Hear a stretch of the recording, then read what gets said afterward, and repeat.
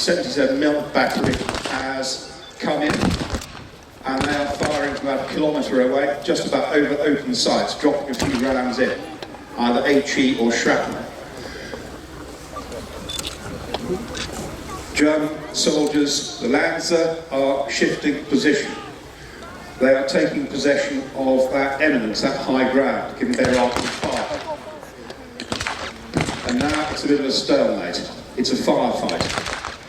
We can't go forward, so what we're going to have to try and do is flank that German position, drive them out of it. We have some assistance. You can see over on the far side of the arena, we have a British Mark IV tank just trundling in. It is not original. The originals are over 100 years old, but it's crap glass, so we can't unfortunately run it anymore. If any of you have seen the film War Horse, you've seen that tank, because it's a very good replica that was built by Steven Spielberg for War Horse. It's a British Mark IV. It's a male, so armed with twin 6-pounder guns on each side, and then secondary armament in the form of Hotchkiss guns, machine guns. One on either side of British tanks, they're using them against us. So from the period of Amiens onwards, 1918, we put those markings on to distinguish British tanks from Deutsche Panzer, captured British tanks used by the German Army. Coming forward, British artillery dropping in now. There is a 13-pounder battery of the Raw Horse artillery, again wheeled in, just behind us, firing over open sights, dropping a few rounds in. The tank is manoeuvring for position. Now think about what it must be like to be a German soldier, on foot with a rifle, facing a tank. Initially, the first one they used on the Somme, they were thought to be absolutely terrifying, steel monsters. One German NCO lost his nerve, ran off down the trench, shouting, "There's a crocodile coming, there's a crocodile coming." They'd never seen anything like it before. The problem with tanks in the period, they're not like tanks of today. That's not a fast-moving, hard-hitting weapon of exploitation.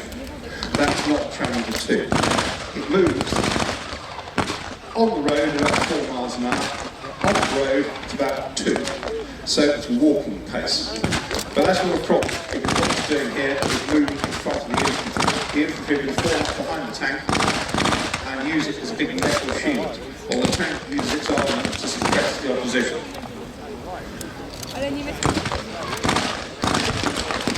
German Army firing back with rifles and also with an MG08 machine gun.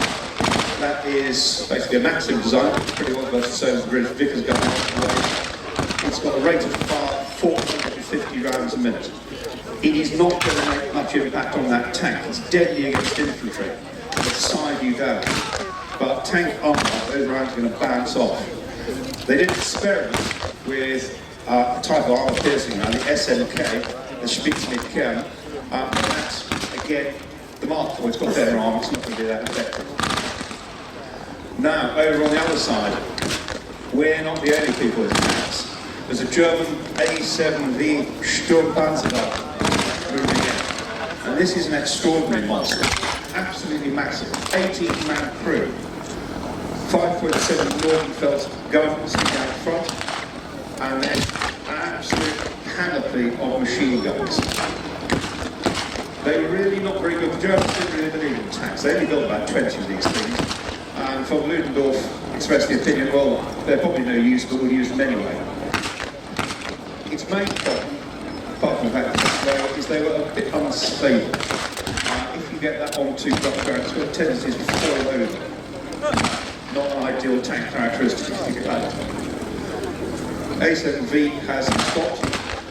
I think that Mark IV's going to prove, but it certainly won't stop a 6-pound shell. So the A7V is knocked out. That German machine gun is still firing.